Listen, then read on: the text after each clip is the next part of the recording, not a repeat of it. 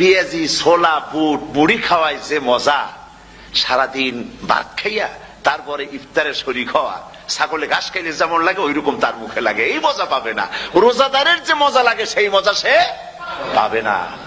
সারা মাস রোজা থাকার পর, আল্লাহর হুকুম মেনে সারা রাত রোজা রাখার পর, তারপরে ঈদের দিনে জামা কাপড় পরিষ্কার করে, শেরওয়ানি গায়ে লাগাইয়া, পাঞ্জাবি পরে, আতর মেখে, এরপরে ঈদের জামাতে যখন দাঁড়ায় যায়, সে যে মজা পায়, সারা মাস রোজা রেখে ঈদের জামাতে গিয়ে সে যে মজা পায়, যে রোজা রাখলো না, ঈদের দিনে খুব জামা, পাজামা, সেন্ট এগুলো মেখে টেকে প্রথম কাতারে গিয়ে দাঁড়ায় গেছে, ও সেই মজা পাবে না। ওর মনের মধ্যে একটা চোর চোর ভাব থেকেই যায়।